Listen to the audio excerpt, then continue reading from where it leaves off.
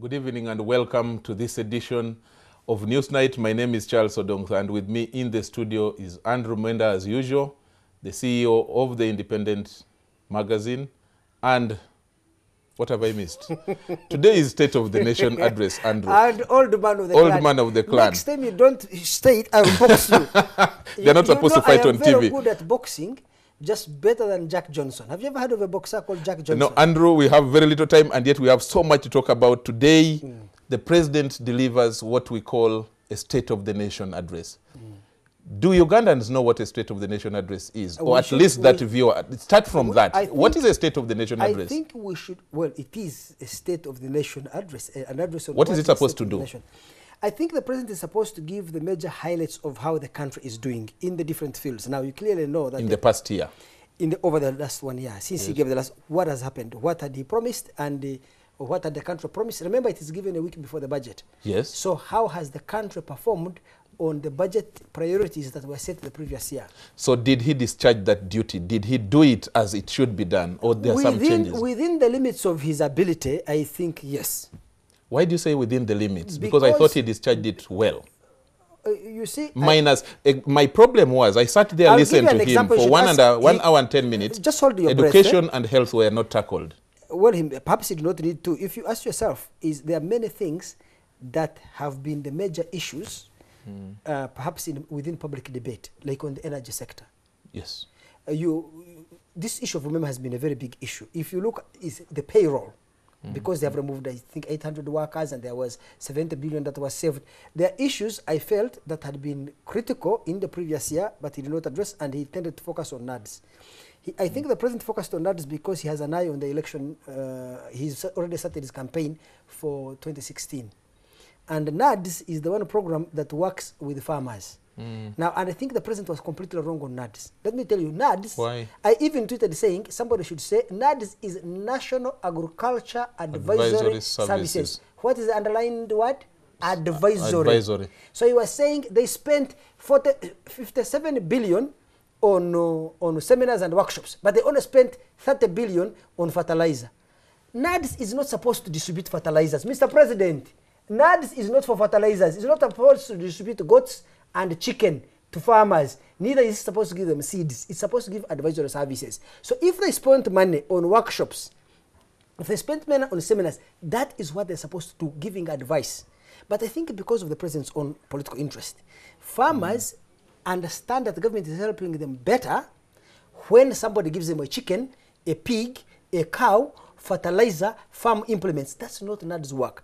If the president wants NADS, by the way, NADS, first of all, has been diverting money under presidential instruction from advisory services to delivering these goodies, which are political.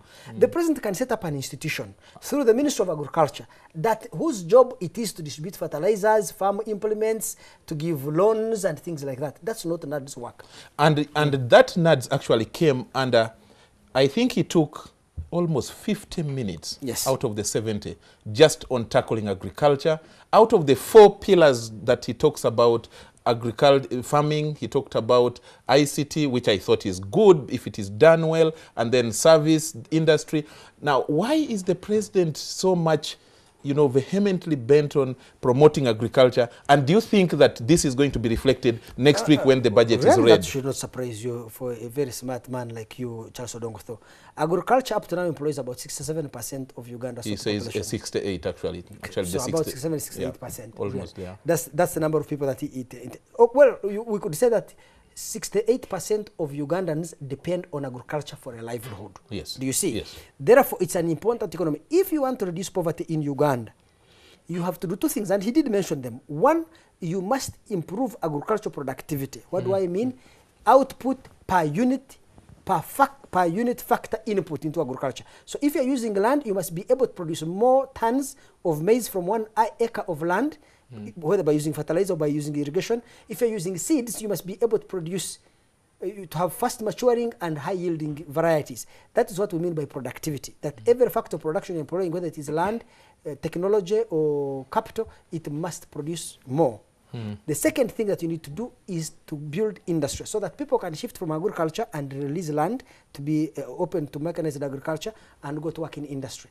If you don't succeed in those two things and you focus on the services, what Uganda has done, you will have sustained economic growth without structural transformation of your economy. Right. Now, I was talking to a number of people, including NRM, across the board, across the political divide, MPs, and even some private sector people who were invited there.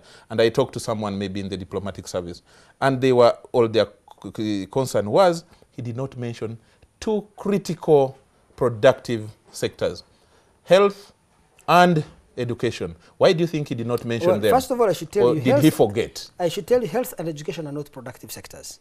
They are. Andrew, if you're sick, you cannot do anything. But you have asked me a question why I can't answer it. Health and education are what we call social overhead capital. Yes.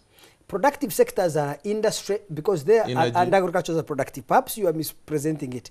They are very important services in the sense that quickly we're running out of time. Yes, education gives you skills. Health or medicine gives you at least better health for you to be able to work. And I do not know, perhaps the president may have emphasized them last time. He can't emphasize everything, Mr. Charles Odongotho. Okay. Yeah, so what do you expect to see next week in the budget out of this? The budget performance, first of all, I do not know whether it has been very good, because remember that they have cut down the rate of expected rate of growth from around about 6% to around about 5.5%. That is one. The second thing is revenue. We have a revenue shortfall of about 400 billion. And then finally, I hope that we will be able to see movement on oil, that the oil is going to take off, because that is a very, very big winner. You said it, yeah. That Karuma is going to take off. That will be very, very, very important. And that the projects for large-scale electricity transmission will also take off. Well, that is old man of the clan. I've mentioned it this time. But someone said... Always emphasize someone actually has said that the clan is the clan which is the independent magazine. That was Newsnight. My name is Charles Odong.